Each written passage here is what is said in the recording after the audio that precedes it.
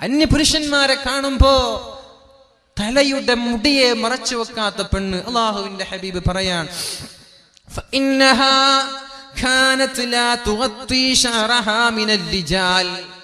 അന്യപുരുഷന്മാരെ കാണുന്ന അവസരങ്ങളിൽ തലയുടെ മുടി കാണിച്ച് നടക്കുന്ന പെണ്ണ്, ആ പെണ്ണിന്റെ തലമുടിയെ അല്ലാഹു നരകലോകത്ത് ബന്ധിക്കുകയും അവളുടെ തലച്ചോറിങ്ങനെ തിളച്ചു മറിയുകയും ചെയ്യുമെന്ന് കാലാകാലം ഇതനുഭവിക്കേണ്ടി വരുമെന്ന് റസൂലുള്ളാഹ്.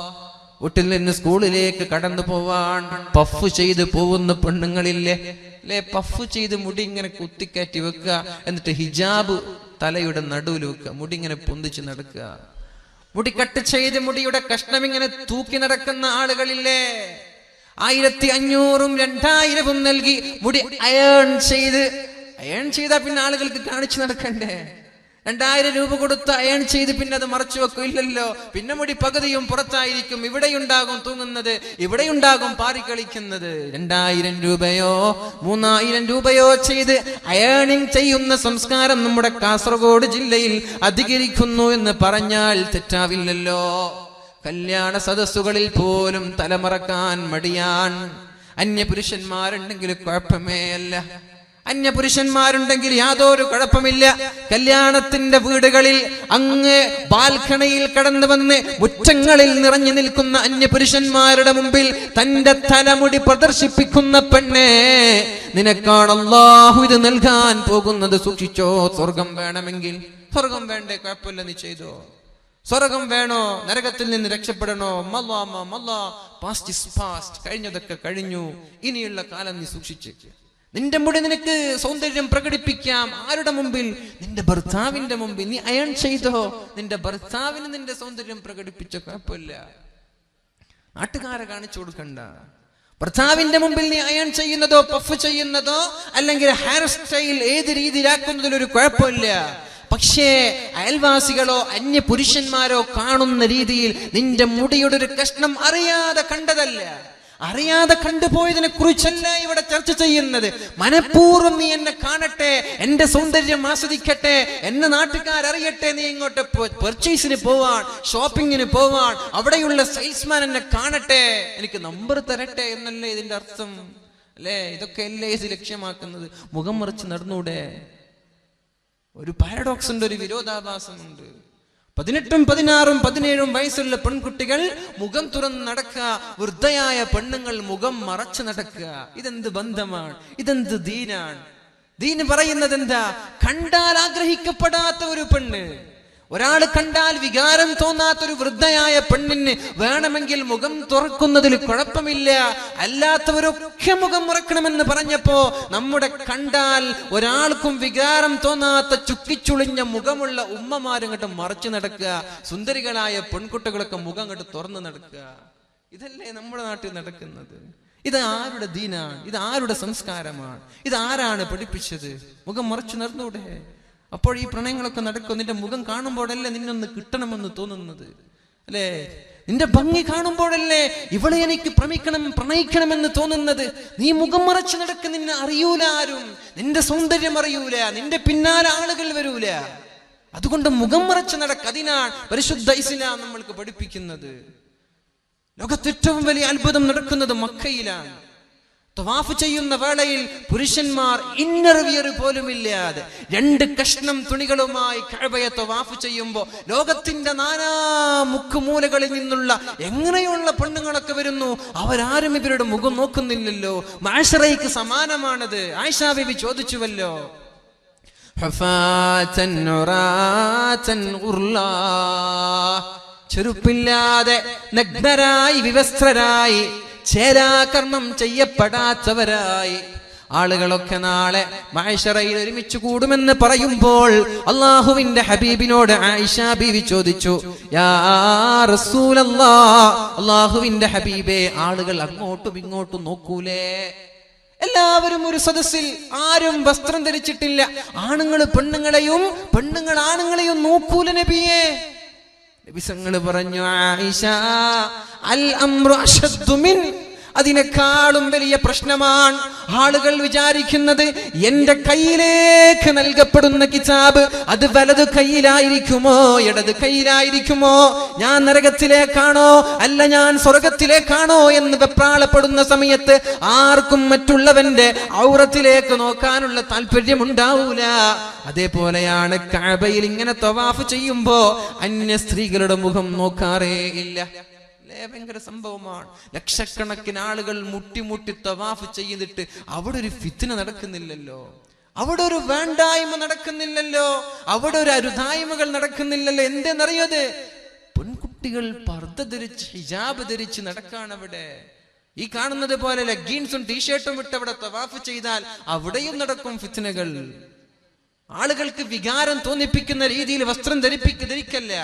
നിന്റെ ശരീരത്തിന്റെ അംഗലാവണ്യം, ശരീരത്തിന്റെ സൗന്ദര്യം പ്രദർശിപ്പിക്കുന്ന രീതിയിൽ നീ ചൂരിദാറോ അല്ലെങ്കിൽ എന്തുമാവട്ടെ ലെഗിൻസോ നീ ഇട്ട് നടക്കല്ല. നീ പർദ്ദ ധരിച്ച് പുറത്തിറങ്ങ്. ആ പർദ്ദ തന്നെ ടൈറ്റ് ഫിറ്റ് ആക്കി നടക്കല്ല, അത് ലൂസ് ആവട്ടെ. നിന്റെ ശരീരത്തിന്റെ അവയവം ആരും കാണാൻ പാടില്ല.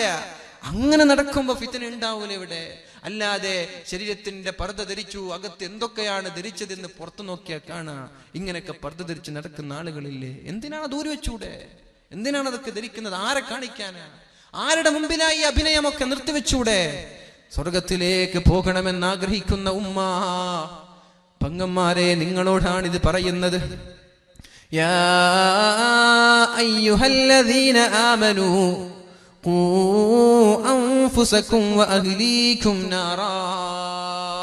ഓ സത്യവിശ്വാസികളെ, നിങ്ങൾ നിങ്ങളുടെ ശരീരത്തെ നരകത്തിൽ നിന്ന് സൂക്ഷിക്കണം, പിന്നെ നിങ്ങളുടെ കുടുംബങ്ങളെയും നരകത്തിൽ കടക്കാതെ സൂക്ഷിക്കണമെന്ന ആയത്തിറങ്ങിയപ്പോൾ ഒരു സ്വഹാബി ബോധം കെട്ട് നിലത്ത് വീണു.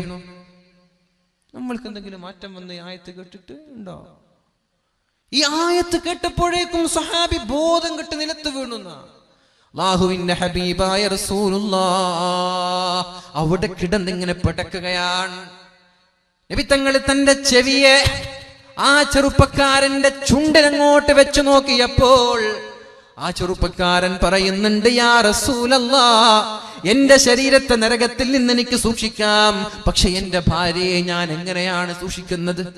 എന്റെ മക്കളുടെ കാര്യം ഞാൻ എങ്ങനെയാണ് ചെയ്യുന്നത്? മക്കളെയും ഭാര്യയെയും നരകത്തിൽ നിന്ന് കാക്കണമെന്നല്ലേ പരിശുദ്ധ ഖുർആൻ പറയുന്നത്? ഭാര്യയെയും മക്കളെയും നരകത്തിൽ നിന്ന് സൂക്ഷിക്കാതെ ചെറുപ്പക്കാരാ, നമ്മൾക്കും സ്വർഗത്തിലേക്ക് പോകാൻ പറ്റൂല എന്നല്ല പറയുന്നത് എന്ന് പറഞ്ഞുകൊണ്ട് അട്ടഹസിച്ച് മരിച്ചു പോവുകയാണ് സ്വഹാബി. അല്ലാഹുവിന്റെ ഹബീബ് പറഞ്ഞു, ദഖലൽ ജന്ന, നീ പറയൂ ലാ ഇലാഹ ഇല്ലല്ലാഹ്.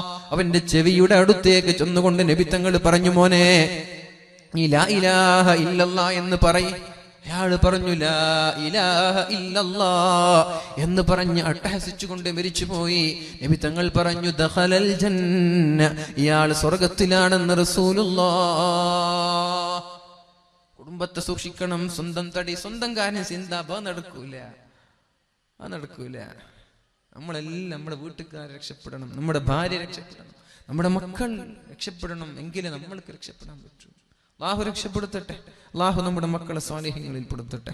അല്ലാഹു നമ്മളെയും സ്വാലിഹ്യങ്ങളിൽ പെടുത്തട്ടെ. അപ്പൊ ഞാൻ പറഞ്ഞു വന്നത്, നമ്മുടെ മക്കളോ നമ്മുടെ പെങ്ങളോ നമ്മുടെ ഭാര്യയോ തലമറക്കാതെ മുടി അന്യ പുരുഷന്മാർക്ക് കാണുന്ന രീതിയിൽ വെളിവാക്കി നടക്കുന്നുണ്ടെങ്കിൽ ഉത്തരവാദി വീട്ടുകാരനാണ്. ആ വീട്ടിൽ ഭാര്യയാണെങ്കിൽ അവന്റെ ഭർത്താവാണ്, മകളാണെങ്കിൽ അവരുടെ ഉപ്പയാണ്, അവരുടെ ആങ്ങളമാരാണ്. നിങ്ങളോട് ചോദ്യമുണ്ട്, ഇവരോട് മാത്രമല്ല.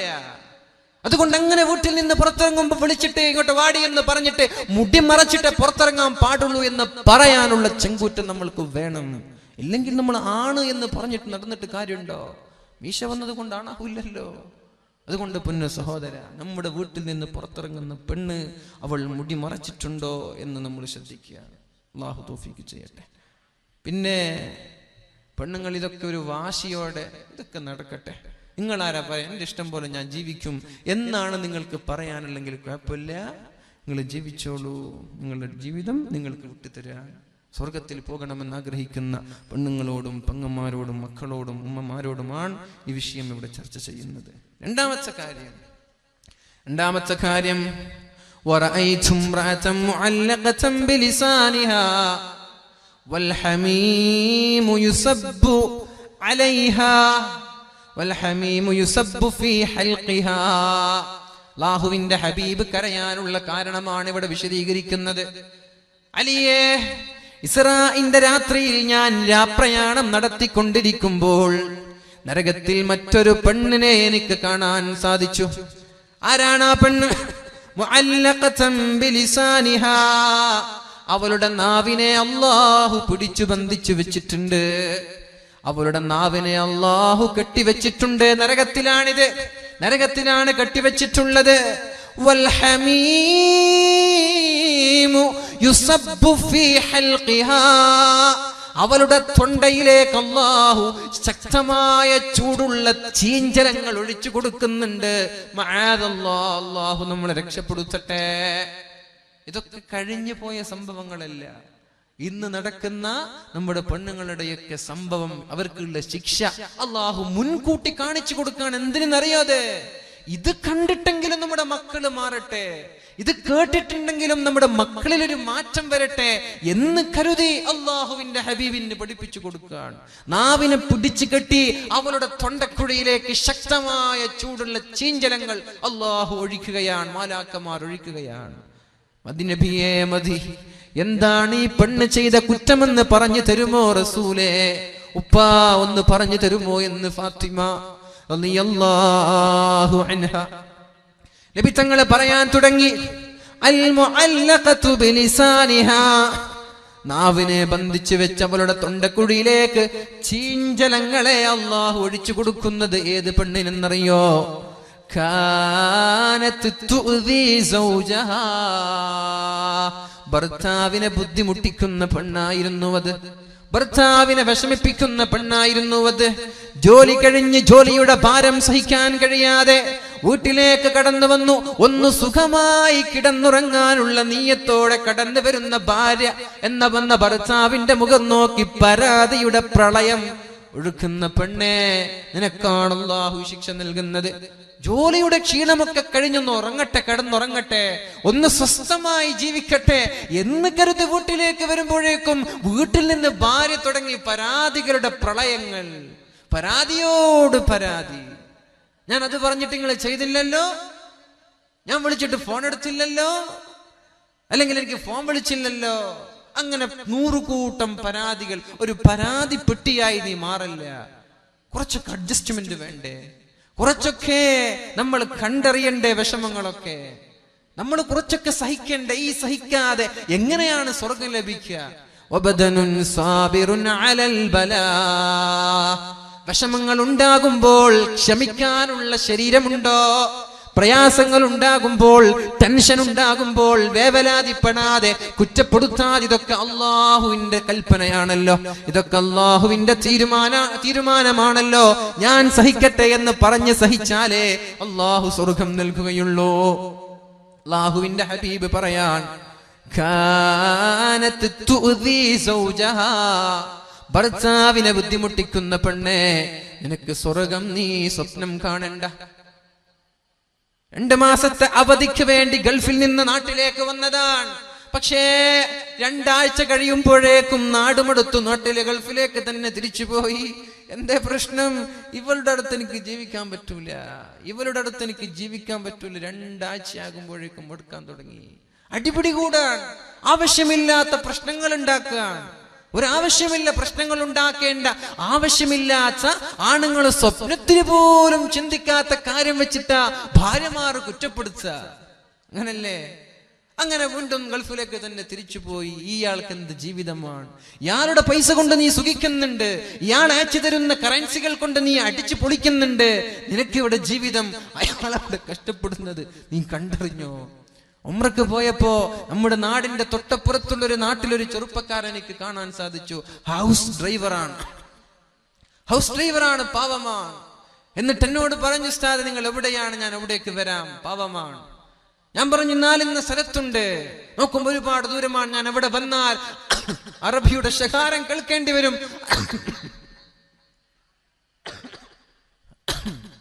അവിടെ വന്നാൽ അറബിയുടെ ശകാരം കേൾക്കേണ്ടി വരും. എനിക്ക് പോകാനുള്ള സമയമായി. ഒന്ന് എണീറ്റിക്കല്ല, നമ്മൾക്ക് സല്ലു അലാ സയ്യിദിനാ മുഹമ്മദിൻ വആലി സല്ലല്ലാഹു അലാ മുഹമ്മദ്.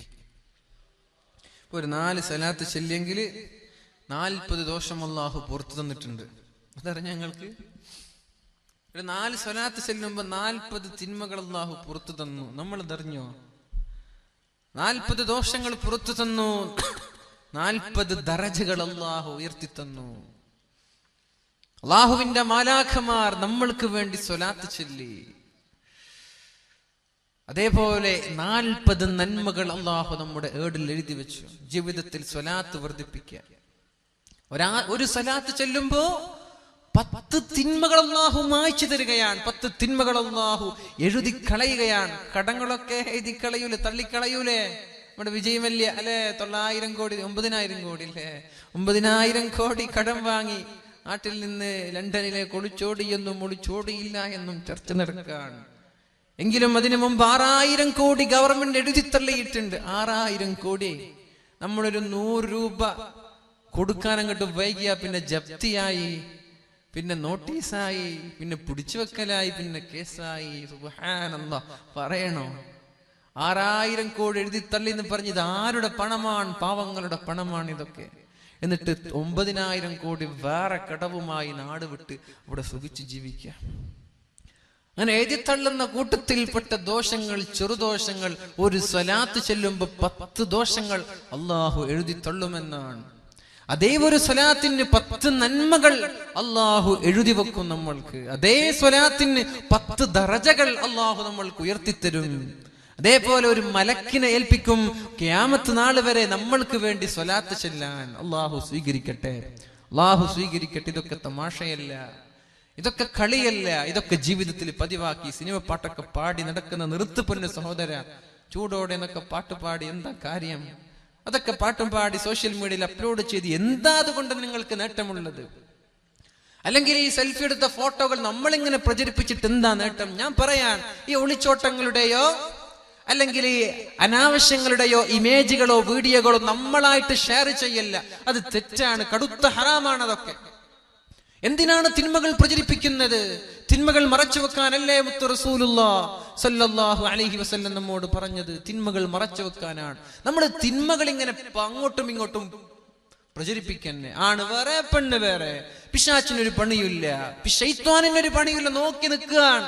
പിശാചിന്റെ പ്രവർത്തനം നമ്മളങ്ങോട്ട് ഏറ്റെടുത്ത് വാട്സപ്പിലൂടെ തിന്മകൾ ഇങ്ങനെ പ്രചരിപ്പിച്ച് നടക്കരുത് ദയവ് ചെയ്ത്. ഒരു എന്ത് ഉള്ളതാവട്ടെ ഇല്ലാത്തതാവട്ടെ നമ്മളായിട്ട് വാട്സപ്പിലൂടെ, ഗ്രൂപ്പിലൂടെയോ ഫേസ്ബുക്കിലൂടെയോ സോഷ്യൽ മീഡിയകളിലൂടെയോ ഒരു തെറ്റും നമ്മൾ പ്രചരിപ്പിക്കില്ല എന്നൊരു പ്രതിജ്ഞ നമ്മൾ എടുത്തോളണം. ഇല്ലെങ്കിൽ എത്ര കാലം നമ്മൾ പ്രചരിപ്പിച്ച ഒരു തിന്മ, അത് ഉള്ളതാവട്ടെ ഇല്ലാത്തതാവട്ടെ, മീഡിയകളിൽ പ്രചരിക്കുന്ന കാലത്തോളം അതിന്റെ തിന്മകൾ നമ്മുടെ ഏടിൽ വന്നുകൊണ്ടേയിരിക്കും. അത് മറ്റൊരാൾ ഷെയർ ചെയ്യും, അതിനൊരാൾ ലൈക്ക് ചെയ്യുമ്പോൾ നിനക്ക് സന്തോഷമുണ്ട്. പക്ഷേ നിന്റെ ഏടുകളിൽ എഴുതി വെക്കുന്നത് തിന്മയാണ്. നീ അതിന്റെ കമന്റും ലൈക്കും നോക്കി നിൽക്കുകയാണ്. എന്റെ യാ അല്ലാഹ്, എന്റെ ഒരു ഇമേജ് എത്ര ആളാ ഷെയർ ചെയ്തത്, എത്ര ആളാ ലൈക്ക് ചെയ്തത്, എത്ര ആളാ കമന്റ് ചെയ്തത്. ഇനി ഒരു കമന്റും കിട്ടിയില്ലേ? മറ്റൊരാളുടെ ഇൻബോക്സിലേക്ക് മെസ്സേജ് അയക്കുക, എടാ എന്റെ ഫോട്ടോക്കൊന്ന് ലൈക്ക് തരണേ. എന്തൊരു ബെഗ്ഗിങ് ആയി ഇതൊക്കെ. എന്തിനാണിത്? ഇവിടെ ഇതുകൊണ്ടൊക്കെ നാളെ ആഖിറത്തിൽ രക്ഷപ്പെടുവോ? അതുകൊണ്ട് നന്മയ്ക്ക് വേണ്ടി ഉപയോഗിക്കുക. തിന്മകൾക്കൊക്കെ ഈ കാര്യങ്ങൾ നമ്മൾ ഉപയോഗിക്കരുത് എന്ന് ഞാൻ സാന്ദർഭികമായി ഉണർത്തുകയാണ്. ഏതായാലും ആ ചെറുപ്പക്കാരൻ അല്ലാത്ത ചെറുപ്പക്കാരനാണ്. 1500 റിയാൽ ശമ്പളമുള്ള ഒരു ചെറുപ്പക്കാരൻ. അതിൽ തന്നെ ഭക്ഷണത്തിന്റെ ചെലവ് സ്വന്തമായി ഏറ്റെടുക്കണം. അറബി എപ്പോഴാണ് വിളിക്കുന്നത് അപ്പോഴേക്കും ഓടിപ്പോവണം. ഞാൻ പറഞ്ഞു, നീ എവിടെ നിൽക്കും, ഞാൻ അങ്ങോട്ട് വരാം. അങ്ങനെ സംസാരിക്കുന്നതിനിടയിൽ ഫോൺ നോക്കുന്നുണ്ട്. ഇടയ്ക്കിടെ അറബി വിളിക്കുന്നുണ്ടോ എന്ന് ഫോൺ നോക്കുന്നുണ്ട്. ഫോണിന്റെ ബാറ്ററി ഒന്ന് ഡൗൺ ആയപ്പോൾ പഠിക്കാൻ തുടങ്ങി. ഇതെങ്ങാനും സ്വിച്ച് ഓഫ് ആയി പോയാൽ പിന്നെ അറബിയുടെ ശകാരം ഞാൻ കേൾക്കേണ്ടി വരുമല്ലോ. ഇത്രയും കഷ്ടപ്പെട്ട് ജീവിക്കുന്നതിനിടയിൽ എന്നോട് ചോദിക്കുകയാണ്, പർച്ചേസ് നടത്തിയോ, വല്ലതും വാങ്ങിത്തരണോ? ആർക്കാണ് അവർ വാങ്ങിത്തരുന്നത് സഹിക്കാൻ പറ്റുക? നല്ല മനസ്സോടെ സ്വീകരിക്കാൻ പറ്റ, ജീവിക്കാൻ വകയില്ലാതെ കുടുംബങ്ങളുടെ രണ്ടറ്റം കൂട്ടിമുട്ടിക്കാൻ വേണ്ടി പ്രയാസപ്പെടുന്ന പ്രവാസികളായ ആളുകൾ അവിടെ കഷ്ടപ്പെട്ട് ചോര നീരാക്കി ജോലി ചെയ്യുമ്പോ നമ്മൾ അതുകൊണ്ട് ഇവിടെ സുഖിച്ച് ജീവിക്കുകയാണ്. പെണ്ണേ, നിന്റെ ഭർത്താവ് അവിടെ അനുഭവിക്കുന്ന പീഡനങ്ങളുടെ കഥ നീ മനസ്സിലാക്കിയിട്ടുണ്ടോ? ഒരു ടാക്സി ഡ്രൈവർ പറയാണ്, സാധേ ഞാൻ രാവിലെ എണീക്കുന്നത് തന്നെ 200 റിയാൽ കടമായിട്ടാണ്. എല്ലാ ദിവസവും ഞാൻ എണീക്കുമ്പോൾ എനിക്ക് 200 റിയാൽ കടമാണ്. ഒരു റിയാലിന് 18 രൂപ. ആ 100 റിയാലാകുമ്പോ 1800 രൂപ. 200 റിയാലാകുമ്പോ 3600 രൂപ കടവുമായിട്ടാണ് ഒരു ചെറുപ്പക്കാരൻ ദിവസവും എണീക്കുന്നത്. ഇത് കിട്ടിയിട്ട് വേണം അവന്റെ കിശയിലേക്ക് കാശ് പോവാൻ. 150 രൂപ ടാക്സിക്ക് അറബിക്ക് കൊടുക്കണം, 50 രൂപ എണ്ണയ്ക്കും വേണം. പിന്നെ എന്തെങ്കിലും കിട്ടിയാൽ എനിക്കായി, ഇല്ലെങ്കിൽ ഇല്ല. ആ ചെറുപ്പക്കാരൻ 6000 രൂപ ക്യാമറയുടെ ഫൈനാണ്. 6000 നമ്മുടെ നാട്ടിലെ 6000 രൂപയല്ല, 6000 റിയാൽ. എങ്ങനെയാണ് ജീവിച്ചു പോകുന്നത്? അല്ലാഹു അലം. അല്ലാഹു അവരുടെ ജോലിയിലൊക്കെ ബർക്കത്ത് ചെയ്തിട്ട് വിഷമം തോന്നാണ്. വാർത്തകളൊക്കെ കേൾക്കുമ്പോ വല്ലാത്ത ബേജാറാവാണ്, വല്ലാത്ത വിഷമം തോന്നാണ്. ഇതൊക്കെ കാണാതെ, ഇതൊക്കെ തിരിച്ചറിയാതെ നമ്മുടെ പെണ്ണുങ്ങൾ ഇങ്ങനെ അടിച്ച് പൊളിക്കന്നെ. ഇവിടെ ടൗണായ ടൗണുകൾ, ഷോപ്പായ ഷോപ്പുകൾ. ഇവിടെ കേൾക്കാൻ സാധിച്ചത് കല്യാൺ സിൽക്സിൽ രാവിലെ പോയാൽ പിന്നെ വൈകുന്നേരം വരെ, രാത്രി വരെ തിരക്കന്നെയാണെന്ന്. ഫസ്റ്റ് ദിവസം തന്നെ 60 ലക്ഷത്തോളം കച്ചവടം എന്നാണ്. എന്താ ഇതിനു മുമ്പൊന്നും ഇവിടെ വസ്ത്രമില്ലാത്ത പ്രയാസം ഉണ്ടായിട്ടുണ്ടോ? ഒരു കല്യാൺ സിൽക്സ് വരുമ്പോഴേക്കും രാവിലെ മുതൽ വൈകുന്നേരം വരെ തപസ്സരിക്കാൻ ഇതിനു മുമ്പ് ഇവിടെ ഷോപ്പൊന്നും ഉണ്ടായിട്ടില്ലേ? ഇവിടെ ഇതിനു മുമ്പൊക്കെ എല്ലാവരും വിവസ്ത്രരായി നടന്നതാണോ? എന്താണിത്? സമ്പത്ത് കൊണ്ട് അടിച്ചു പൊളിക്കല്ല, ദൂർത്തടിക്കല്ല. നിങ്ങളുടെ ഭർത്താവ് കഷ്ടപ്പെട്ടുണ്ടാക്കുന്ന നാണയത്തൊട്ടുകൾ അള്ളാഹു നാളെ ചോദ്യം ചെയ്യുമെന്ന് പെണ്ണെ നീ കരുതിക്കോ. നാൾക്ക് ഓരോ വസ്ത്രം വേണല്ലേ, ദൈനംദിനം ഓരോ കുപ്പായം വേണമല്ലേ, ഓരോ ചെരുപ്പ് വേണമല്ലേ? ഇതിനൊക്കെ മറുപടി പറയണ്ടേ? ആ ഭർത്താക്കന്മാർ അവിടെ അനുഭവിക്കുന്ന ആ ഒരു പീഡന കഥ നീയൊന്ന് നിന്റെ കണ്ണുകൊണ്ട് കണ്ടാ പിന്നെ നീ ഒരു വർഷത്തിലൊരു വസ്ത്രമേ നീ ധരിക്കോ. നീ മനസ്സിലാക്കിക്കോ. ഇവിടെ സുഖിച്ച് ജീവിക്കാൻ, അവിടെയൊക്കെ മാന്യം നടക്കാൻ. എക്കണോമിക്കൽ ക്രൈസിസ്, ജോലി ഭീഷണിയിലാണ് പലരും. മൊബൈൽ ഷോപ്പുകൾ സ്വദേശിവൽക്കരണം നടത്താൻ. ആളുകളായ ജോലിക്കാർക്കൊക്കെ ലെറ്റർ വന്നു, നിങ്ങൾ ഒഴിഞ്ഞു പോയിക്കൊള്ളണം, ഇവിടെ നിൽക്കാൻ പാടില്ല. ആളുകളൊക്കെ ജോലിയുടെ ഭീഷണിയിലാണ്, ജോലി നഷ്ടപ്പെടുമോ എന്ന് ഭീഷണിയിലാണ്. ഇനി നമ്മുടെ ഗൾഫ് രാജ്യങ്ങളിലൊക്കെ മാന്യം സംഭവിച്ച് ഇങ്ങോട്ട് വന്നാ പിന്നെ നീ വസ്ത്രം ധരിക്കോ? പിന്നെ നീ 100 പവനും 50 പവനും സാരിയൊക്കെ നടക്കോ? അതുകൊണ്ടൊന്ന് കൺട്രോൾ ചെയ്യേ, ചെലവഴിക്കുമ്പോ കൺട്രോൾ ചെയ്യേ. വെള്ളത്തിന്റെ കഥ പറയണ്ടല്ലോ. വെള്ളമില്ല, മാർച്ച് മാസമേ ആയിട്ടുള്ളൂ. ഏപ്രിൽ മെയ് 2 മാസം ഇനി ശക്തമായ ചൂട് വരാനുണ്ട്. വെള്ളമില്ല, എവിടെ നോക്കിയാലും വെള്ളമില്ല. നമ്മളിങ്ങനെ ദൂർത്തടിച്ച് വെള്ളം തീർക്കന്നെ. പണ്ട് കാലങ്ങളിൽ 5 പേര് കുടിക്കുന്ന വെള്ളമാണ് ഇന്ന് ഒരാൾക്കൊരു പാത്രം കഴുകാൻ ഉപയോഗിക്കുന്നത്. നമ്മളിത് മനസ്സിലാക്കിയിട്ടുണ്ടോ? ഒരു കിണ്ടി കൊണ്ടോ ഒരു കപ്പ് കൊണ്ടോ ഒരു കൂജ കൊണ്ടോ കുടിച്ചിരുന്ന നമ്മുടെ പഴയകാല ഉപ്പമാർ ഇന്നോ പൈപ്പ് ഇങ്ങനെ തിരിച്ചു വെക്കുക, എന്നിട്ട് അങ്ങോട്ടും ഇങ്ങോട്ടും തിരിച്ചും മറിച്ചും കഴുകന്നെ. 200 ലിറ്റർ 400 ലിറ്റർ 1000 ലിറ്റർ ഒക്കെ ഒരു ദിവസത്തിൽ വെള്ളം ഉപയോഗിച്ച് തീർക്കുക. പൊന്നു സഹോദരി, ഒരു ദിവസം കഴിഞ്ഞു, ഒരു മാസം കഴിഞ്ഞു വെള്ളമില്ലാതെ വന്നാൽ എന്ത് ചെയ്യാൻ പറ്റും നമ്മൾക്ക്? ശാസ്ത്രജ്ഞന്മാർ 2 ഓക്സിജനും ഹൈഡ്രജനും കൂടിയാൽ H2O അല്ലെ, വാട്ടർ എന്ന് പറഞ്ഞാൽ H2O. 2 ഹൈഡ്രജനും 1 ഓക്സിജനും കൂടിയാ വെള്ളം ഉണ്ടാക്കാം. ഇതുവരെ വെള്ളം ഉണ്ടാക്കിയോ? വെള്ളം ഉണ്ടായത് 2 ഹൈഡ്രജനും 1 ഓക്സിജനും കൂടിയിട്ടാണെന്ന് ശാസ്ത്രം പറയുന്നു. പക്ഷേ ഈ 2 ഹൈഡ്രജനും ഓക്സിജനും കൂട്ടി എവിടെയെങ്കിലും വെള്ളം ഉണ്ടാക്കി ചരിത്രം നിങ്ങൾ കേട്ടോ?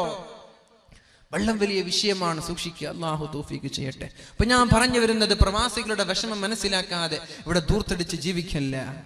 അതേപോലെ ചില സഹോദരങ്ങൾ ഇവിടെ നിന്ന് ഹൗസ് ഡ്രൈവറിന്റെ വിസ എടുത്ത് പോവാ, എന്നിട്ട് മാസത്തിൽ 1000 രൂപ അറബിക്ക് അങ്ങോട്ട് കൊടുക്കുക. എവിടെയെങ്കിലും ജോലി ചെയ്ത് 1000 റിയാൽ അറബിക്ക് കൊടുക്കുകയാണ്.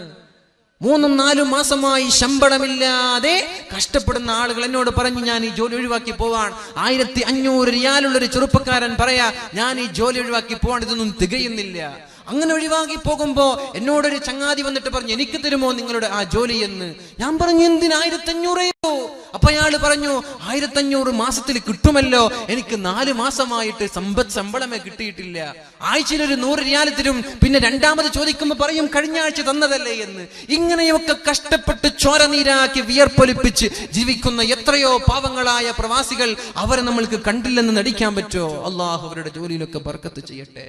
അള്ളാഹു അവരുടെ ജോലിയിലൊക്കെ ബർക്കത്ത്. എന്നിട്ടും അവരുടെ സ്നേഹം വല്ലാത്ത സ്നേഹമാണ്. ഞങ്ങൾക്ക് വേണ്ടി പർച്ചേസ് ചെയ്ത് തരിക, ഞങ്ങൾക്ക് വസ്തുക്കൾ വാങ്ങിച്ചു തരിക, നമ്മളെ കാണാൻ വേണ്ടി ഓടി വരിക. അള്ളാഹു അവർക്ക് ബർക്കത്ത് ചെയ്യട്ടെ. അവരുടെ പ്രയാസങ്ങളൊക്കെ അള്ളാഹു തീർത്തു കൊടുക്കട്ടെ. അതുകൊണ്ട് പൊന്നു സഹോദരിമാരെ, ഇതൊക്കെ നമ്മൾ തിരിച്ചറിയാതെ ജീവിച്ചാൽ നമ്മൾക്ക് വരാനുള്ളത് അപകടമാണ്. ഏതായാലും സമയം 9:40 ഞാൻ നിർത്താൻ പോവാണ്. 10 മണി കൃത്യം ഇൻഷാ അല്ലാഹ്. 2 കാര്യങ്ങൾ നമ്മൾ ഇവിടെ പറഞ്ഞു. ഒന്ന്, 20 മിനിറ്റ് ഉണ്ട്. രണ്ട് കാര്യം നമ്മളിവിടെ പറഞ്ഞു. ഒന്ന്, അള്ളാഹു മുടിയെ ബന്ധിച്ച് തല ഇങ്ങനെ തലച്ചോറ് തിളച്ചു മറിയുന്നത്, അത് ആളുകൾക്ക് മുടി കാണിച്ച് നടക്കുന്ന പെണ്ണാണ്. അവള് സൂക്ഷിക്കുക. മുടി പുറത്തിറങ്ങുമ്പോ എന്റെ മുടി കാണുന്നുണ്ടോ, ആളുകൾക്ക് ഇത് കാണാൻ അവസരമുണ്ടോ? ക്ലാസ്സിൽ ഇരിക്കാൻ നിന്റെ ക്ലാസ്മേറ്റ് നിന്നെ കന്യ പുരുഷനാണ്. നമ്മുടെ ക്ലാസ്മേറ്റ് ചങ്ങാതി ഗേൾ ഫ്രണ്ട് എന്നൊക്കെ പറയുന്നുണ്ട്. പൊന്നു സഹോദരി, അതൊക്കെ ഹറാമാണ്. നമ്മൾ കരുതുന്നുണ്ടാക്കി ഇതൊക്കെ ബോയ് ഫ്രണ്ട് അല്ലേ. ബോയ് ഫ്രണ്ട് എന്ന് പറഞ്ഞ ആങ്ങളെയാണോ? ബോയ് ഫ്രണ്ട് എന്ന് പറഞ്ഞ ഉപ്പയാണോ? ഒരു ബോയ് ഫ്രണ്ടും ഇല്ല. ഇങ്ങനെ ഒരു ബോയ് ഫ്രണ്ട് തന്നെയാണ് ഫോട്ടോ എടുക്കാൻ വേണ്ടി വിളിച്ചോണ്ട് പോയി ഓടിച്ചു കൊണ്ടുപോയത്. ഇങ്ങനെയുള്ള ബോയ് ഫ്രണ്ട് ഒന്നും ഹലാലല്ല, ഇത് ഹറാമാണ്. മുടി മറച്ചു വെക്ക. സ്കൂളിലാണെങ്കിലും ട്രെയിനിലാണെങ്കിലും ബസ്സിലാണെങ്കിലും എവിടെയാണെങ്കിലും കല്യാണ മണ്ഡപങ്ങളിലാണെങ്കിലും. രണ്ടാമത്തേത്, നാവിനെ കെട്ടിവെച്ചത് ഭർത്താവിനെ ബുദ്ധിമുട്ടിക്കുന്ന പെണ്ണാണ്. ജോലി ചെയ്ത് കഷ്ടപ്പെട്ട് വരുന്ന ഭർത്താവിന് നീ സന്തോഷം നൽകുക. അല്ലദീ തസുറുഹു ഇദാ നളർ, ഒന്ന് നോക്കിയാൽ ഭാര്യയുടെ മുഖം നോക്കുമ്പോൾ സന്തോഷം തരുന്ന ഭാര്യയാണോ, ആ ഭാര്യ ഏറ്റവും വലിയ അനുഗ്രഹമാണെന്ന് റസൂലുള്ളാഹി സ്വല്ലല്ലാഹു അലൈഹി വസല്ലം. വിഷമങ്ങളുമായി പ്രയാസങ്ങളുമായി വീട്ടിലേക്ക് കടന്നു വരുമ്പോ അവിടെയുണ്ട് നമ്മുടെ ഭാര്യ. നല്ല കുളിച്ചൊരുങ്ങി നല്ല വസ്ത്രം ധരിച്ച് ഒന്ന് മുഖം നോക്കുമ്പോൾ അൽഹംദുലില്ലാഹ്, നമ്മുടെ വിഷമങ്ങളൊക്കെ പമ്പ കടന്നു, നമ്മുടെ ടെൻഷനൊക്കെ പമ്പ കടന്നു. ഭാര്യയുടെ മുഖം നോക്കുമ്പോൾ സന്തോഷം നൽകുന്ന ഭാര്യയാണോ, പൊന്നു സഹോദരി, നിനക്ക് സ്വർഗം പ്രതീക്ഷിക്കാം. അല്ലാതെ വീട്ടിലിരിക്കുമ്പോ ചീഞ്ഞു നാറിയ നൈറ്റിയും ചീഞ്ഞു നാറിയ വസ്ത്രവും പുറത്തിറങ്ങുമ്പോൾ വല്ലാത്ത ഒരു വേഷവിധാനം. നാട്ടുകാരെ കാണിക്കാനല്ല, ആൾക്കാരെ കാണിക്കാനല്ല, സ്വന്തം ഭർത്താവിന്റെ മുമ്പിൽ സൗന്ദര്യം പ്രദർശിപ്പിക്കാനാണ് പരിശുദ്ധ മതം നമ്മോട് പഠിപ്പിച്ചത്. ഇതൊക്കെ പീഡനാണോ? ഇതൊക്കെ സ്വാതന്ത്ര്യം, അവരുടെ സ്വാതന്ത്ര്യം ചോദ്യം ചെയ്യലാണോ? നമ്മുടെ ചെങ്ങമ്പുഴ പാടിയ ഒരു പാട്ട് ഞാൻ ഓർത്തു പോവാണ്. നാരിമാർ നാരിമാർ നാണം കുണുങ്ങികൾ, വിശ്വാവിപത്തിന്റെ നേരായ വേരുകൾ, പെണ്ണൊരുത്തിയെ പടച്ചില്ലായിരുന്നുവെങ്കിൽ വിശ്വമെന്നേ സ്വർഗമായിരുന്നേനെ. ഇത് മുസ്ലിമായ കവി പാടിയതാണോ? ചെങ്ങമ്പുഴ പാടിയ പാട്ടാണ്. എന്താണ് ഇതിന്റെ അർത്ഥം? നാരിമാർ നാരിമാർ നാണം കുണുങ്ങികൾ, വിശ്വാവിപത്തിന്റെ നാരായ വേരുകൾ. ഇന്ന് ലോകത്തിന്റെ വിപത്തുകൾ ഉണ്ടാകാൻ കാരണം പെണ്ണാണെന്ന് പറയുന്നത് ചെങ്ങമ്പുഴ റസൂലുള്ളാഹി തങ്ങളല്ല. നബി തങ്ങൾ പറഞ്ഞത് നിങ്ങൾ നിങ്ങളുടെ ഭാര്യമാരോട് നന്നായി പെരുമാറണേ എന്നാണ്. ഇനി വയസ്സായ ഉമ്മ, ആ ഉമ്മയോട് നിങ്ങൾ നന്നായി പെരുമാറണം. ഉമ്മുക തുമ്മ ഉമ്മുക തുമ്മ ഉമ്മുക. ഒന്നാമതും രണ്ടാമതും മൂന്നാമതും നീ നന്നായി പെരുമാറേണ്ടത് നിന്റെ ഉമ്മയോടാണ്, പിന്നെയാണ് ഉപ്പയോട്. എവിടെ നോക്കിയാലും ഇസ്ലാം പെണ്ണിന് സ്വാതന്ത്ര്യം നൽകിയിട്ടേ ഉള്ളൂ. എന്നിട്ട് പറയാൻ, പെണ്ണൊരുത്തിയെ പടച്ചില്ലായിരുന്നുവെങ്കിൽ വിശ്വമെന്നേ സ്വർഗമായിരുന്നേനെ. ഒരു പെണ്ണിനെ ലോകത്ത് പടച്ചില്ലായിരുന്നുവെങ്കിൽ നമ്മുടെ ലോകം സ്വർഗമാകുമായിരുന്നു എന്ന് നമ്മളിതൊന്നും അംഗീകരിക്കുന്നില്ലേ? പെണ്ണുങ്ങൾ വെറും വൈകാരിക താല്പര്യങ്ങൾക്ക് വേണ്ടി മാത്രം ഉപയോഗിക്കേണ്ട ആളുകളല്ല. അത് ചില ആളുകൾ അങ്ങനെ പറയുന്നുണ്ട്. ഇസ്ലാം അങ്ങനെയല്ല. ഷേക്സ്പിയർ പറഞ്ഞുവല്ലോ, ഫ്രൈൽറ്റി തൈ നൈം ഈസ് വുമൺ. ചാപല്യമേ നിന്റെ പേരോ സ്ത്രീ. ചാപല്യം എന്ന പെണ്ണിനെ വിളിച്ചത് തന്നെ ഷേക്സ്പിയർ, ഇംഗ്ലീഷ് സാഹിത്യത്തിന്റെ കുലപതിയാണ്. ഇതൊക്കെ കണ്ടിട്ടും ഇസ്ലാമിന്റെ എതിരെ തലക്ക് കയറാ. ഇസ്ലാമാണ് ഇവർക്ക് സ്വാതന്ത്ര്യം നൽകിയത്. ജനിക്കാൻ പോലും സ്വാതന്ത്ര്യമില്ലാതെ ജനിച്ച മക്കളെ കുഴിച്ചു മൂടിയിരുന്ന ഒരു കാലത്തേക്ക് നബി തങ്ങൾ പറഞ്ഞു, ഇദാ ബുശ്ശിറ അഹദുഹും ബിൽ ഉൻസാ ളല്ല വജ്ഹുഹു മുസ്വദ്ദൻ വഹുവ കളീം യതവാറാ മിനൽ ഖൗമി മിൻ സൂഇ മാ ബുശ്ശിറ ബി. ഒരു പെണ്ണ് ജനിച്ചു എന്ന് അറിയുമ്പോ നാട്ടുകാരുടെ മുമ്പിൽ കാണാതെ ഒളിച്ചൊളിച്ച് നടക്കുക, പമ്മി പമ്മി നടക്കുക. എനിക്ക് പെൺകുട്ടിയാണ് ജനിച്ചത്, പിന്നെ ടൗണിൽ പോകൂല, പിന്നെ ബസ് സ്റ്റാൻഡിൽ പോകൂല, പിന്നെ ഒളിച്ച് നടക്കുക. പിന്നെ അവസരം കിട്ടുമ്പോ ഈ പെണ്ണിനെ കുഴിച്ചു മൂടി, എന്നാലേ ഇവന് പുറത്തിറങ്ങൂ. ഇങ്ങനെയുള്ള ഒരു കാലത്ത് നോക്കി നബി തങ്ങൾ പറഞ്ഞു, മൻ ആല ജാരിയത്തൈൻ, രണ്ട് പെൺകുട്ടികളെ വളർത്തി അവളെ കല്യാണം കഴിച്ചു കൊടുത്തു, ഞാനും അവനും സ്വർഗത്തിൽ ഇത്രത്തോളം അടുത്തിരിക്കുമെന്ന്. ലാ തഖ്തുലൂ ഔലാദകും ഖശിയത ഇംലാഖ്. ദാരിദ്ര്യം ഭയന്നുകൊണ്ട് നിങ്ങൾ നിങ്ങളുടെ മക്കളെ കുഴിച്ചു മൂടല്ല. നിങ്ങൾക്കും നിങ്ങളുടെ മക്കൾക്കും ഭക്ഷണം തരുന്നത് ഞാനാണെന്നും പഠിപ്പിച്ചത് പരിശുദ്ധ ഇസ്ലാമാണ്. അതുകൊണ്ട് പെണ്ണെ, ഇസ്ലാം നൽകുന്ന സ്വാതന്ത്ര്യം ഒരു മതവും ഒരു പെണ്ണിനും നൽകിയിട്ടില്ല. പിന്നെ നിന്നോട് പർദ്ദ ധരിക്കാൻ പറഞ്ഞതെന്തേ? മുഖം മറച്ച് നടക്കാൻ പറഞ്ഞതെന്തേ? അത് വേറെന്തെങ്കിലും ആവശ്യത്തിനാണോ? അല്ല, നിന്റെ സേഫ്റ്റി, നിന്റെ സുരക്ഷ. നീ പവിത്രമാണ്, നീ പവിത്രമാണ്, നീ വല്ലാത്ത സംഭവമാണ്. അതുകൊണ്ട് നീ അങ്ങോട്ട് ആളുകൾ പീഡിപ്പിക്കുന്ന ഒരു ചരക്ക് വസ്തുവായി മാറാൻ പാടില്ല. നിനക്കൊരു ചാരിറ്റി ഉണ്ട്, ചാസ്റ്റിറ്റി ഉണ്ട്, നിനക്കൊരു പവിത്രതയുണ്ട്. നീ അത് സൂക്ഷിക്കുക. അതുകൊണ്ട് നീ പൊതിഞ്ഞ് നടക്കല്ലേ. ഒരു മിഠായി പൊതിഞ്ഞു വീണ മിഠായി ഉണ്ട്, പുതിയപ്പെടാത്ത മിഠായി വീണ് കിടക്കുന്നുണ്ട്. ഏതാ നമ്മൾ പൊറുക്കിയെടുക്കുക? രണ്ടും എടുക്കാൻ പാടില്ലേ? വീണ് കിട്ടുന്നൊന്നും എടുക്കാൻ പാടില്ലേ? എന്നാലും ഞാൻ ചോദിക്കാൻ, നമ്മുടെ വീട്ടിൽ നിന്ന് കരുതുക, ഒരു മിഠായി അതിന്റെ കവറൊക്കെ എടുത്ത് ഒരു മിഠായി നിലത്ത് വീണ് കിടക്കുന്നുണ്ട്, മറ്റൊരു മിഠായി കവറൊക്കെ മൂടി കിടക്കുന്നു. നമ്മൾ എടുക്കുന്നത് കവർ മൂടിയ മിഠായിയാണ്. അല്ലാത്തതിൽ ഈച്ച പൊതിഞ്ഞിട്ടുണ്ടാകും, ഉറുമ്പുകൾ പൊതിഞ്ഞിട്ടുണ്ടാകും. അതേപോലെ ഈച്ചകളും ഉറുമ്പുകളും ഞരമ്പ് രോഗികളും നിന്നെ പൊതിയാൻ പാടില്ല. നീ സേവായിരിക്കണം എന്ന ലക്ഷ്യമാണ് പരിശുദ്ധ ഇസ്ലാമിനുള്ളത്. അള്ളാഹു നിലനിർത്തി തരട്ടെ. അള്ളാഹു ആ ബോധം നമ്മൾക്കൊക്കെ നൽകുമാറാവട്ടെ. അതിനു വേണ്ടിയാണ് ഈ ഭൗതിക കലാലയങ്ങളിലൊക്കെ പഠിപ്പിക്കുന്നതിന് പകരം എത്രയോ മതസ്ഥാപനങ്ങളുണ്ട്. പഠിപ്പിച്ചുകൂടെ? വഫിയ കോഴ്സുകളുണ്ട് നമ്മുടെ പെൺമക്കൾക്ക്. SSLC കഴിഞ്ഞ മക്കളൊന്ന് എക്സാം എഴുതിയാൽ +2 ഡിഗ്രി PG ഉണ്ടോന്നറിയില്ല, 5 വർഷത്തെ കോഴ്സാണ്. അവിടെ നല്ലൊരു ഉസ്താദ്, മൊയിലാർച്ചി എന്ന് നമ്മൾക്ക് പറയാം, നല്ലൊരു ഉസ്താദായി, നല്ലൊരു ടീച്ചറായി അവൾ വരികയാണ്. ദീനീബോധമുണ്ട്, മതബോധമുണ്ട്. പഠിപ്പിച്ചുകൂടെ? ഈ വെറും മംഗലാപുരത്തേക്ക് രാവിലെ ട്രെയിനിൽ കയറി പോവുക, അവിടെ നടക്കുന്നതൊന്നും ഞാൻ പറയുന്നില്ല.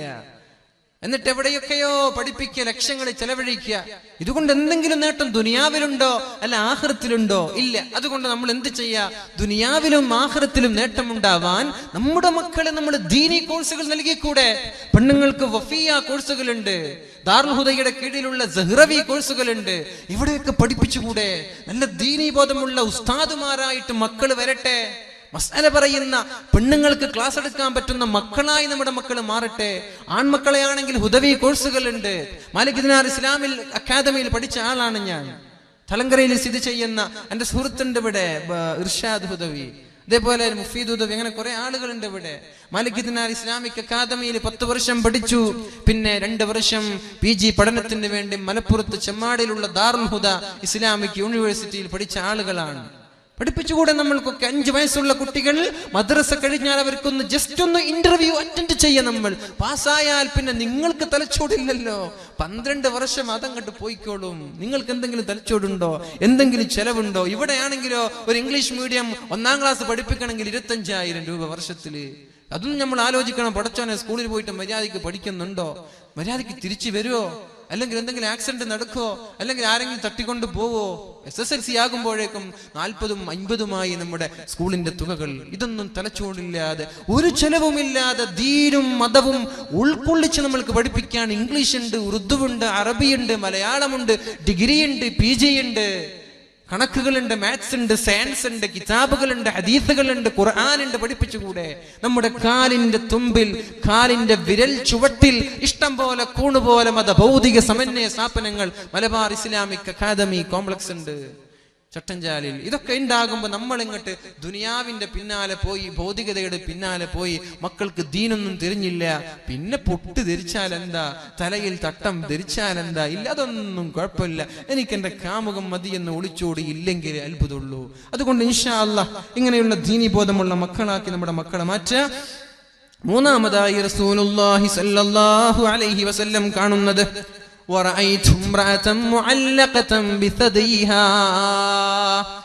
അവളുടെ നിതംബങ്ങളെ, അവളുടെ മുലയെ അല്ലാഹു തആല നരകത്തിൽ ഇങ്ങനെ പിടിച്ചു കെട്ടി വെച്ചിട്ടുണ്ട്. അവളുടെ ചെസ്റ്റിനെ, അവളുടെ ബ്രസ്റ്റിനെ അല്ലാഹു തആല നാളെ നരകത്തിൽ കെട്ടിവെച്ചിട്ടുണ്ട്.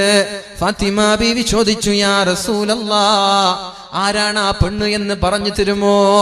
നിതംബങ്ങളെ നരകത്തിൽ ഇങ്ങനെ കെട്ടിവെച്ച് അള്ളാഹു ശിക്ഷിക്കുന്ന പെണ്ണാരാണെന്ന് പറഞ്ഞു തരുമോ നബിയെ എന്ന് ചോദിക്കുമ്പോൾ അള്ളാഹുവിന്റെ റസൂൽ സല്ലല്ലാഹു അലൈഹി വസല്ലം പറഞ്ഞു കൊടുത്തു, അൽ മുഅല്ലഖതു ബിസദീഹാ, മാറിടങ്ങളെ പിടിച്ചു കെട്ടിയ പെണ്ണാരാണെന്നറിയോ? സ്തനങ്ങളെ പിടിച്ചു കെട്ടിയ പെണ്ണാണ് ആരാണെന്നറിയോ?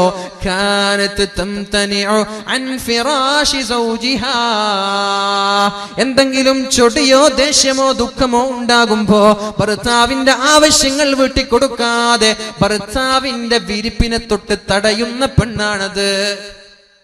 ഭർത്താവിന്റെ ആവശ്യങ്ങളോ വാക്കുകളോ വിലകൽപ്പിക്കാതെ ഭർത്താവിനോട് പിണങ്ങി കിടന്നുറങ്ങുന്ന പെണ്ണെ, അല്ലാഹു നാളെ നിനക്കും സ്വർഗം നൽകാൻ പോകുന്നില്ല. കഴിഞ്ഞു പോയതൊക്കെ നീ മറന്നേക്ക്. അല്ലാഹുവിനോട് തൗബ ചെയ്ത് ഭർത്താവിനോട് മാപ്പ് ചോദിച്ച് മടങ്ങ്. ഇൻഷാ അല്ലാഹ് ഇനിയുള്ള കാലം ഞാൻ അങ്ങനെ ഒരു തെറ്റ് ചെയ്യില്ല, എന്റെ ഭാഗത്ത് നിന്ന് അങ്ങനെ ഒന്നും ഉണ്ടാവില്ല എന്ന് നമ്മൾക്ക് പ്രതിജ്ഞ എടുത്തുകൂടെ? ഭർത്താവിനോട് പിണങ്ങി കിടന്നുറങ്ങുന്ന പെണ്ണ്, ഭർത്താവിനോട് പിണങ്ങി സ്വന്തം വീട്ടിൽ നിന്ന് ഭർത്താവിന്റെ വീട്ടിലേക്ക് വരാതെ ആഴ്ചകളോളം മാസങ്ങളോളം സമ്മതമില്ലാതെ അവിടെ തന്നെ താമസിക്കുന്ന പെണ്ണ്, അല്ലെങ്കിൽ രണ്ടുപേരും ഒരു ബെഡിൽ തന്നെയാണ് കിടക്കുന്നത്, ഒന്നങ്ങോട്ട് നോക്കുന്നുണ്ട് മറ്റൊന്നങ്ങോട്ട് നോക്കി പിണങ്ങി കിടന്നുറങ്ങുകയാണ്. ഭർത്താവിന്റെ സമ്മതമില്ലാതെ ഭർത്താവിനെ വെറുപ്പിച്ചുകൊണ്ട് ദേഷ്യപ്പെട്ടുകൊണ്ട് ഭർത്താവിന്റെ ശാരീരിക ആവശ്യങ്ങൾക്ക് നീ വഴങ്ങാതെ കിടന്നുറങ്ങിയാൽ അല്ലാഹു നാളെ നിന്റെ നിതംബങ്ങളെ, നിന്റെ സ്തനങ്ങളെ, നിന്റെ മാറിടങ്ങളെ നാളെ നരകലോകത്ത് ബന്ധിച്ചുകൊണ്ട് നിന്നെ ശിക്ഷിക്കുമെന്ന് റസൂലുള്ളാഹ്. നമ്മൾ പെടരുത്, ഇങ്ങനെയുള്ള തെറ്റുകളിലോ കുറ്റങ്ങളിലോ നമ്മൾ അകപ്പെടാൻ പാടില്ല. അല്ലാഹു നമ്മൾക്ക് ബോധം നൽകട്ടെ. കഴിഞ്ഞു പോയ പാപങ്ങൾ അല്ലാഹു പുറത്തു തരുമാറാവട്ടെ. നാലാമതൊരു പെണ്ണ്, അല്ലാഹുവിന്റെ ഹബീബ് കരയാൻ, എങ്ങനെ കരയാതിരിക്കും? ഈ സംഭവങ്ങളൊക്കെ കണ്ണുകൊണ്ട് കാണാൻ. ഏതോ ഒരു പെണ്ണങ്ങോട്ട് വിളിച്ചോടുമ്പോ നമ്മുടെ മനസ്സിൽ വിഷമം വരുന്നുണ്ട്, അല്ലേ? നമ്മുടെ മക്കളല്ല, നമ്മുടെ കുടുംബമല്ല, ഒരു മുസ്ലിമായി പോയതിന്റെ പേരിൽ ഞങ്ങൾക്ക് പോലും ദുഃഖം സഹിക്കാൻ പറ്റുന്നില്ല. അങ്ങനെ ഒരു വാർത്ത ഞങ്ങൾക്ക് വായിക്കാനുള്ള ത്രാണിയില്ലാത്ത എത്രയോ ചെറുപ്പക്കാർ നമ്മുടെ കൂട്ടത്തിലുണ്ട്. അങ്ങനെ ഒരു വാർത്ത എനിക്ക് അക്കല്ല, എനിക്കത് വായിക്കാനുള്ള ചെങ്കൂറ്റമില്ല, അതിനുള്ള ത്രാണിയിൽ എനിക്ക് വിഷമമാണ്. അത് കണ്ടാ പിന്നെ എനിക്ക് 2 ദിവസം ഉറക്ക് വരൂല. എന്ത് വാർത്തയാണിത്? മറ്റൊരുത്തന്റെ കൂടെ ഒളിച്ചോടി എന്നൊരു വാർത്ത വായിക്കാൻ പോലും ധൈര്യമില്ലാത്ത ചെറുപ്പക്കാരുണ്ട്. മക്കളാണോ അല്ല, ഭാര്യയാണോ അല്ല, കുടുംബമാണോ അല്ല, ഒരു മുസ്ലിമത്തായതിന്റെ പേരിൽ എങ്കിലാ ഉമ്മയ്ക്കും ഉപ്പയ്ക്കും കുടുംബങ്ങൾക്കുള്ള വിഷമം പറയണോ? അതുകൊണ്ട് ഇൻഷാ അല്ലാഹ് നമ്മുടെ ഭാഗത്ത് നിന്ന് തെറ്റ് വരരുത്. നമ്മുടെ ഭാഗത്ത് നിന്ന് പാളിച്ചകളോ വീഴ്ചകളോ വരാൻ പാടില്ല.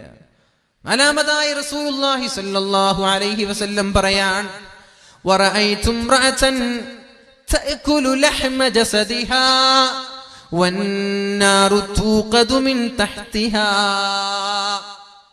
ഒരു പെണ്ണവിടെയുണ്ട് നരകത്തിൽ. അല്ലാഹുവിന്റെ ഹബീബ് ഇതൊക്കെ കാണുകയാണ്. അവൾ ഇങ്ങനെ നരകത്തിൽ കിടന്നുകൊണ്ട് പിടയുന്നത്, അവൾ അട്ടഹസിക്കുന്നത്, വെപ്രാളപ്പെടുന്നത്, ഒച്ചവെക്കുന്നത്, അവളുടെ ശരീരത്തിന്റെ വേദനകൾ അനുഭവിക്കുന്നത് അല്ലാഹുവിന്റെ ഹബീബ് കണ്ടപ്പോൾ കരഞ്ഞുപോയി.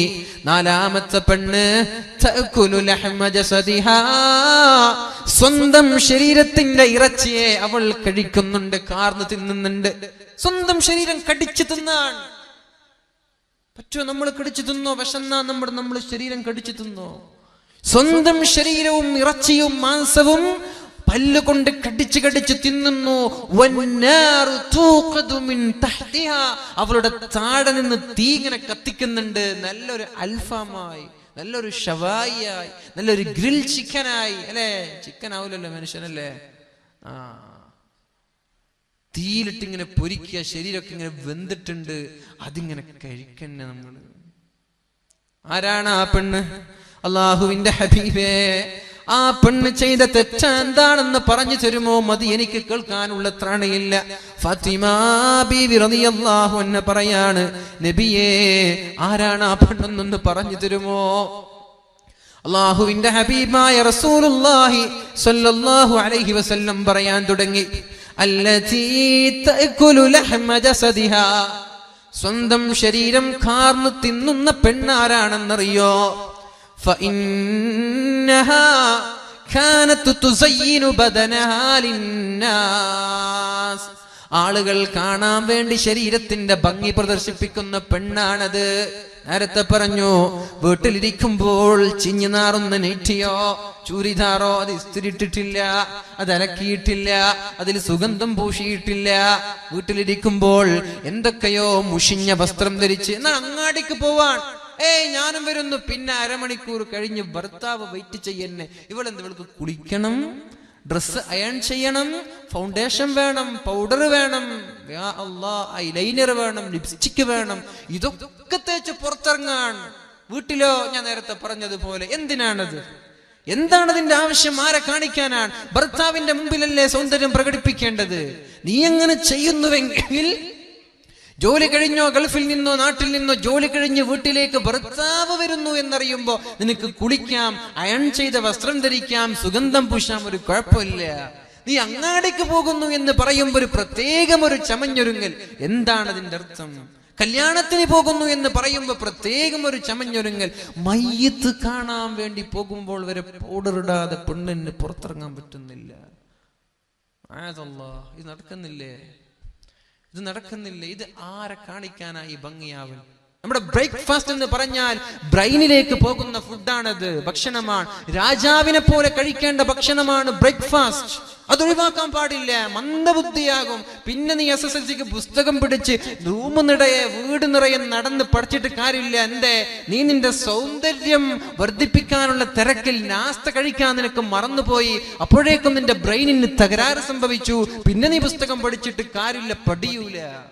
തസഹറൂ ഫഇന്ന ഫീഹി ബറക. പരിശുദ്ധമായ റമദാൻ മാസത്തിലും സുന്നത്ത് നോമ്പുകൾ എടുക്കുമ്പോഴും നിങ്ങൾ അത്താഴം കഴിക്കണേ, അതിൽ ബറക്കത്തുണ്ട്. ഇത് എന്തേ നബി തങ്ങൾ പറഞ്ഞു? വെറുതെ പറഞ്ഞതാണോ? തസഹറൂ ഫഇന്ന ഫീഹി ബറക. നമ്മള് മസ്ല് പിടിക്കാറുണ്ട്. ഞാൻ അത്താഴൊന്നും കഴിക്കാറില്ല, ഞാൻ അങ്ങനെ നോമ്പ് പിടിക്കുന്ന ആളാണ്, ഞാൻ ഇന്നാലുന്ന ആളാണ് അല്ലേ? അങ്ങനെയൊക്കെ നമ്മൾ ബമ്പ് പറയാറുണ്ടല്ലോ, ബൂസ്റ്റ് ചെയ്യാറുണ്ടല്ലോ. അത്താഴം കഴിക്കാതെ ഞാൻ 30 നോമ്പ് നോക്കി. പൊന്നു സഹോദരൻ, അതൊന്നും ഒരു ക്രെഡിറ്റ് അല്ല. തസഹറു, നീ അത്താഴം കഴിക്കെന്തേ? ഫഇന്ന ഫീഹി ബറക, അതിൽ ബർക്കത്തുണ്ട്. അതാണ് ആധുനിക ആരോഗ്യശാസ്ത്രം നമ്മൾക്ക് പഠിപ്പിച്ചു തരുന്നത്. നാസ്ത കഴിക്കണം, അത് ബ്രെയിൻ ഫുഡാണ്. അത് ഒഴിവാക്കിയാൽ ബ്രെയിനിന് തകരാറ് സംഭവിക്കും.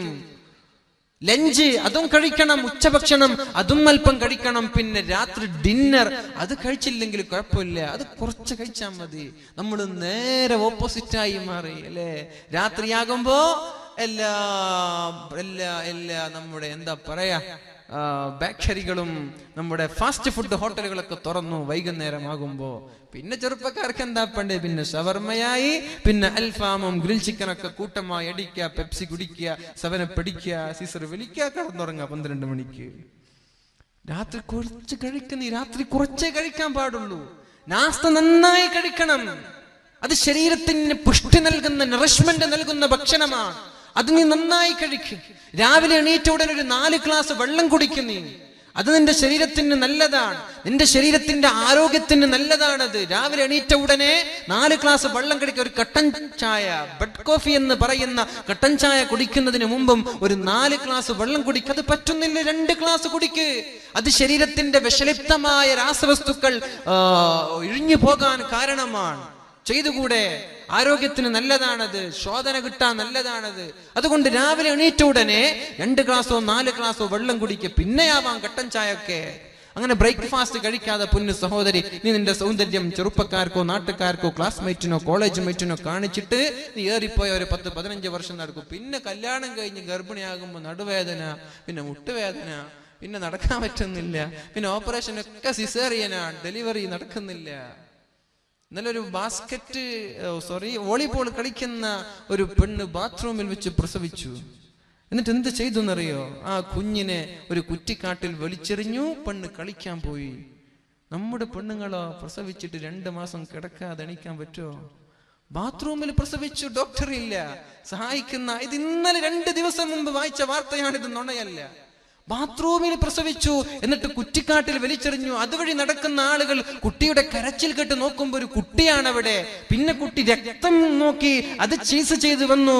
അങ്ങനെ എത്തുമ്പോ ബാത്റൂമിലാണ് പ്രസവിച്ചത് എന്ന് മനസ്സിലായി. ഉമ്മയെയും പിടിച്ചു, ഉമ്മയെ കൊണ്ടുപോയി. ഉമ്മ വോളിബോൾ കളിക്കുകയാണ്.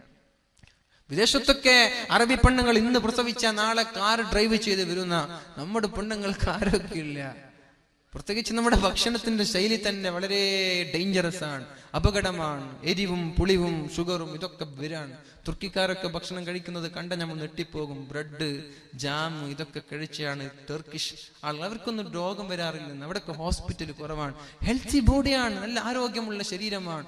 നമ്മൾ ഈ എരിവും പുളിവും എത്ര ഭക്ഷണത്തിന് ടേസ്റ്റ് കൂടുന്നുണ്ടോ അത്രയും രോഗം വരാൻ കാരണമാണെന്നാണ്. അതുകൊണ്ട് ഞാൻ പറയുന്നത്, എന്റെ ശബ്ദം ശ്രവിക്കുന്ന മധുര 17കാരികൾ, കോളേജ് കുമാരികൾ, ഇവരോട് ഞാൻ പറയാൻ, നിങ്ങൾ സ്കൂളിൽ പോയിക്കോ, മുഖം മറച്ചു പോ. പർദ്ദ ധരിച്ച് മുഖം മറച്ചു പോയാൽ പിന്നെ പൗഡറിന്റെ ആവശ്യമുണ്ടോ? ഐലൈനറുടെ ആവശ്യമുണ്ടോ? നാസ്ത ഒഴിവാക്കേണ്ട ആവശ്യമുണ്ടോ? നാസ്ത ഏതായാലും കഴിക്കൂല, എന്നാൽ ലഞ്ച് കൊണ്ടുപോകും, അതുമില്ല. രാവിലെ ഇന്നലെ രാത്രി കഴിച്ചതാണ്, പിന്നെ വൈകുന്നേരമോ രാത്രിയോ വീട്ടിൽ നിന്ന് കഴിക്കുക. മന്ദബുദ്ധിയുണ്ടാകും, ബുദ്ധിയുടെ ശക്തി കുറയും പെണ്ണെ. അതൊന്നും ചെയ്യല്ല. നന്നായി ബ്രേക്ക്ഫാസ്റ്റ് കഴിക്കണം, നന്നായി ലഞ്ച് കഴിക്കണം. നിന്റെ രാത്രി ഭക്ഷണം അല്പം കുറച്ചാലും കുഴപ്പമില്ല. റസൂലുള്ളാഹി സ്വല്ലല്ലാഹു അലൈഹി വസല്ലം, ഞാൻ നിർത്താൻ, അല്ലാഹുവിന്റെ ഹബീബായ റസൂലുള്ളാഹി സ്വല്ലല്ലാഹു അലൈഹി വസല്ലം പറയുന്നുണ്ട്, അല്ലതീ തഅകുലു ലഹമ ജസദിഹാ, സ്വന്തം ശരീരത്തെ കാർന്ന് തിന്നുന്ന പെണ്ണാരാണെന്ന് നിനക്കറിയുമോ? ഫഇന്നഹാ കാനത് തുസയ്യിനു ബദനഹാ ലിന്നാസ്, ആളുകൾ കാണാൻ വേണ്ടി ശരീരത്തിന്റെ ഭംഗി പ്രദർശിപ്പിച്ച് നടക്കുന്ന പെണ്ണാണത്. ലെഗിൻസ് ഇട്ട് പുറത്തിറങ്ങുന്ന പെണ്ണാണത്. ബനിയൻ ക്ലോത്ത്സ് അല്ലെ, ബനിയൻ ക്ലോത്ത്സ് ഉള്ള പർദ്ദ, ടീഷർട്ട്, പിന്നെ ടോപ്പ്, ഇതൊക്കെ ധരിച്ച് പുറത്തിറങ്ങുക. പൊന്നു സഹോദരന്മാരെ, ഉപ്പമാരെ, ഉമ്മമാരെ, നിങ്ങളാണ് ഈ വസ്ത്രം വാങ്ങിച്ചു കൊടുക്കുന്നത്. ഇവർക്ക് മാത്രമല്ലേ ഈ തെറ്റുള്ളത്? ഇത് വാങ്ങിച്ചു കൊടുക്കുന്ന ഉപ്പമാരും ഉത്തരവാദിയാണ്. ഇത് വാങ്ങിച്ചു കൊടുക്കുന്ന ആങ്ങളമാരും ഭർത്താക്കന്മാരും ഉമ്മമാരും ഉത്തരവാദിയാണ്. വീട്ടിൽ നിന്ന് അങ്ങനെ ഒരു ലെഗിൻസ് വീട്ടിൽ നിന്ന് പുറത്തിറങ്ങേണ്ട ഡ്രസ്സല്ലത്. അത് അകത്ത് ധരിക്കേണ്ട ഡ്രസ്, നൈറ്റ് ഡ്രസ്സാണത്. അത് അകത്ത് ധരിക്കേണ്ട വസ്ത്രമാണ്. നമ്മളതിനെ പുറത്തിട്ട് നടക്കുക. പിന്നെ ടോപ്പിന്റെ കട്ടിങ് അല്പം മുകളിലായാൽ പിന്നെ പറയണോ? പൊന്നു സഹോദരൊക്കെ ആർക്ക് കാണിക്കാൻ വേണ്ടി?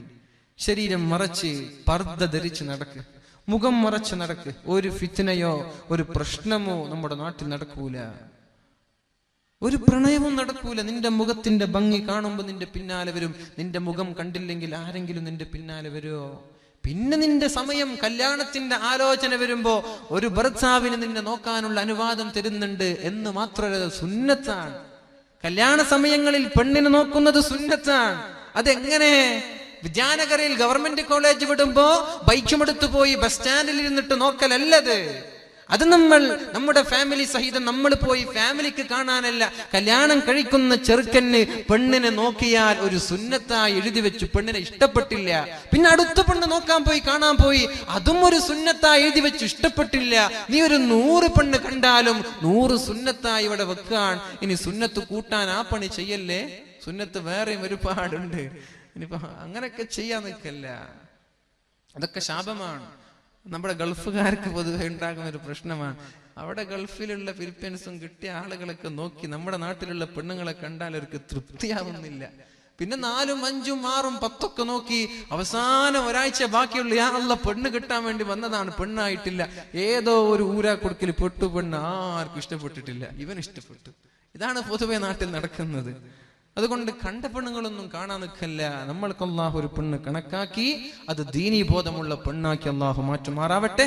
ഞാൻ നിർത്താണ്. അപ്പോ സ്വന്തം ശരീരത്തിന്റെ മാംസങ്ങളെ കടിച്ചു തിന്നുന്നത്, ആളുകൾ കാണാൻ വേണ്ടി ഭക്ഷണം ആളുകൾ കാണാൻ വേണ്ടി ശരീരത്തെ പ്രദർശിപ്പിച്ച് നടക്കുന്ന പെണ്ണാണ്. വസ്ത്രവിധാനങ്ങൾ ടൈറ്റ് ഫിറ്റ് ധരിക്കല്ല, ഒന്ന് ലൂസാക്കി നടക്കുക. ജീൻസ് ഫാൻസ് ധരിക്കുന്ന ആളുകൾക്കൊക്കെ മക്കൾ ഉണ്ടാവൂല എന്നാണ്. ചെറുപ്പത്തിലെ jeans tight fit, skin fit ഇട്ട് ധരിക്കുന്ന നമ്മുടെ മക്കൾക്ക് ഭാവിയിൽ മക്കൾ ഉണ്ടാവാൻ സാധ്യത കുറവാണ്. ഫംഗസിന്റെയും ബാക്ടീരിയയുടെയും പ്രവർത്തനങ്ങൾ അവിടെ നടന്ന് മക്കൾ ഉണ്ടാകാനുള്ള എല്ലാ ശേഷിയും അവളിൽ നിന്ന് നഷ്ടപ്പെടുമെന്ന് ബയോളജി പഠിച്ച ആളുകൾക്കറിയാം. ബയോളജി വിദഗ്ധനായ ഒരു ഡോക്ടർ പറഞ്ഞ വാക്കുകളാണ്. ആണുങ്ങളുടെയും സ്ത്രീകളുടെയും സ്കിന്നിന്റെ വ്യത്യാസമുണ്ട്, നിർമ്മലതയുണ്ട്. അവിടെ സോഫ്റ്റ് സ്കിന്നാണ് പെണ്ണുങ്ങൾക്കുള്ളത്, ആണുങ്ങൾക്ക് ഹാർഡാണ്.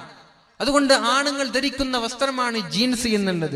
അത് പെണ്ണുങ്ങൾ അങ്ങോട്ട് പാശ്ചാത്യന്റെ സംസ്കാരം കണ്ട് നമ്മൾ ഫോളോ ചെയ്തു, നമ്മളും അത് ധരിക്കാൻ തുടങ്ങി. പിന്നെ അവിടെ നമ്മുടെ സ്കിന്നിന് കേട് സംഭവിച്ചു, അവിടെ ഫംഗസ് ഉണ്ടായി, ബാക്ടീരിയ ഉണ്ടായി, നമ്മുടെ പ്രസവിക്കേണ്ട അതിന് ആവശ്യമായ സെല്ലുകളും കോശങ്ങളും എല്ലാം നശിച്ചു പോവാണ്. അതുകൊണ്ട് അങ്ങനെയൊന്നും നമ്മൾ ധരിക്കല്ല, അതും സൂക്ഷിക്കുക, ശരീരം മറച്ച് നമ്മൾ ജീവിക്കുക. ഒരു കാര്യം കൂടി ഞാൻ പറയാൻ, അഞ്ചാമതായ ഒരു പെണ്ണിനെ അള്ളാഹുവിന്റെ ഹബീബ് കാണുന്നുണ്ട്. ഇതൊന്നും കൂടി പറഞ്ഞു നിർത്താൻ. ഒരു പെണ്ണിനെ ഞാൻ കണ്ടു, അവളുടെ കാലുകളെ അല്ലാഹു തആല കൈകളിലേക്ക് ബന്ധിച്ചു വെച്ചിട്ടുണ്ട്.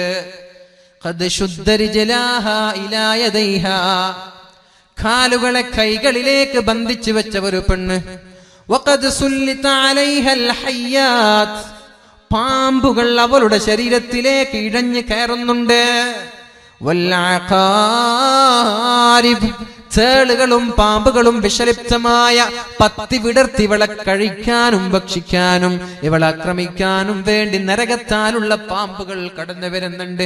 അവളുടെ കാലുകൾ അല്ലാഹു ബന്ധിച്ചു വെച്ചിരിക്കുകയാണ്. ഓടാൻ പറ്റില്ല, നടക്കാൻ പറ്റില്ല, ഒന്ന് പടയാൻ പറ്റില്ല, ഒന്നനങ്ങാൻ പറ്റില്ല. കൈയും കാലും ബന്ധിച്ചിരിക്കുന്നുണ്ട്. പാമ്പുകളാണ് കടന്നു വരുന്നത്, തേളുകളാണ് കടന്നു വരുന്നത്. ആരാണ് നബിയെ ആ പെണ്ണെന്ന് പറഞ്ഞു തരുമോ? മഹാനായ മഹദിയായ ഫാത്തിമ റളിയല്ലാഹു അൻഹ ചോദിച്ചു, മതി നബിയേ, മതി, എനിക്കിത് കേൾക്കാൻ പറ്റുന്നില്ല. ആരാണ് ഈ പെണ്ണ്? ഈ പെണ്ണ് ചെയ്ത കുറ്റം എന്താണ് നബിയേ? റസൂലുള്ളാഹി തങ്ങൾ പറഞ്ഞു, ഫാത്തിമ, ആ പെണ്ണാരാണെന്നറിയോ? ഫഇന്നഹാ കാനത് ഖലീലത്തുൽ വുളൂ. വുളൂ ചെയ്യാത്ത പെണ്ണ്, കല്യാണ ദിവസം മേക്കപ്പ് ചെയ്ത് ഉച്ചയ്ക്ക് നിസ്കരിച്ചില്ല. ഉമ്മ പറഞ്ഞു, നിസ്കരിക്കാൻ പറ്റൂല, 1000ഉം 2000ഉം ചെലവഴിച്ച് മേക്കപ്പ് വാങ്ങി, നീ ഉളൂ ചെയ്യാതെ വേണ്ട, എന്ന് നിസ്കരിച്ചില്ലെങ്കിലും കുഴപ്പമില്ല, നീ അങ്ങോട്ട് നിൽക്കുന്ന ഉമ്മ പറയാണ്.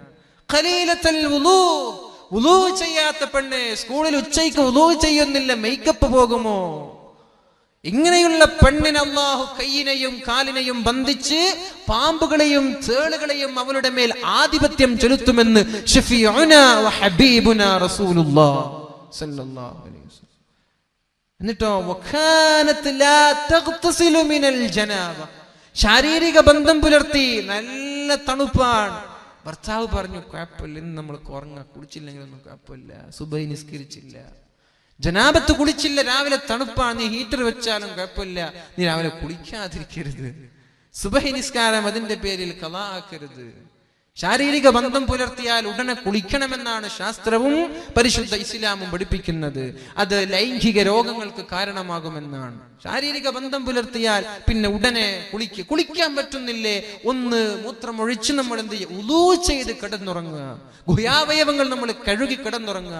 ആ സമയത്ത് ഏതായാലും കുളിച്ചുകൂടെ? എല്ലാ വീട്ടിലും ഷവറുണ്ട്, ഒന്ന് തിരിച്ചാൽ ജനാബത്തിന്റെ കുളി ഞാൻ കുളിക്കുന്നു നിയത്തും കൂടി വെച്ച സുബ്ഹാനല്ലാഹ് 2 മിനിറ്റ് കൊണ്ട് കുളി കഴിഞ്ഞു, കുളിച്ചൂടെ?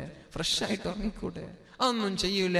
ശാരീരിക ബന്ധം പുലർത്തി സുബഹിയാകുമ്പോ പഠിച്ചു നല്ല തണുപ്പാണല്ലോ, പ്രത്യേകിച്ചിട്ട് എല്ലാ വീട്ടിലും AC-യാണ്.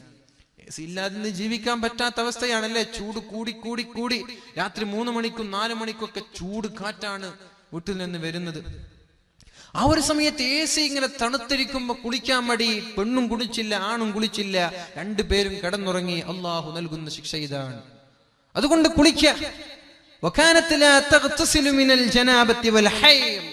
മെൻസ്ട്രേഷൻ പീരീഡുകളിൽ കുളിക്കൂല, ജനാബത്ത് ഉണ്ടാകുമ്പോ കുളിക്കൂല. അവൾ വൃത്തിയാക്കൂല, ശരീരം വൃത്തിയായി നടക്കൂല.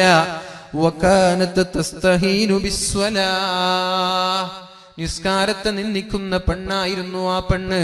അതുകൊണ്ടാണ് അല്ലാഹു അവൾക്ക് നൽകുന്ന ശിക്ഷ ഇതാണെന്ന് പരിശുദ്ധ റസൂലുള്ളാഹി സ്വല്ലല്ലാഹു അലൈഹി വസല്ലം. അതുകൊണ്ട് ഇങ്ങനെയുള്ള പ്രശ്നങ്ങളിലൊന്നും നമ്മൾ പെടാതെ സൂക്ഷിക്കുക. അല്ലാഹു നമ്മൾക്ക് തൗഫീഖ് നൽകട്ടെ. ഞാൻ ആദ്യം ഓതി വെച്ച ഒരു ആയത്തൊന്നും കൂടി ഓതിക്കൊണ്ട് ഞാൻ നിർത്താൻ. ബിസ്മില്ലാഹിർ റഹ്മാനിർ റഹീം. وذر الذين اتخذوا دينهم لعبا ولهوا وغرتهم الحياة الدنيا وذكر به أن تبسل نفس بما كسبت ليس لها من دون الله ولي ولا شفيع وإن تعدل كل عدل لا يؤخذ منها أولئك الذين أبسلوا بما كسبوا لهم شراب من حميم وعذاب أليم بما كانوا يكفرون നബിയേ, കളിയും ചിരിയും തമാശയുമായി ജീവിക്കുന്ന ഒരു കൂട്ടം ആളുകളുണ്ട്. ഗെയിം കളിച്ച് നടക്കുന്ന ഒരു കൂട്ടം ആളുകളുണ്ട്. ബാങ്കിന്റെ വിളി കേട്ടാലും കളി നിർത്താതെ ഫുട്ബോൾ കളിക്കുന്ന ഒരു കൂട്ടം ചെറുപ്പക്കാരുണ്ട്. ഹാഫ് ട്രൗസർ ഇട്ടിട്ട് ഔറത്ത് കാണിച്ച് ഹയ്യ അലസ്വലാഹ്, നിസ്കാരത്തിലേക്ക് കടന്നു വരണേ എന്ന് പറയുമ്പോ നീ അവിടെ ഫുട്ബോൾ കളിക്കുകയും പന്ത് ചവിട്ടുകയും ചെയ്യുന്ന കളിക്കാരുണ്ട്.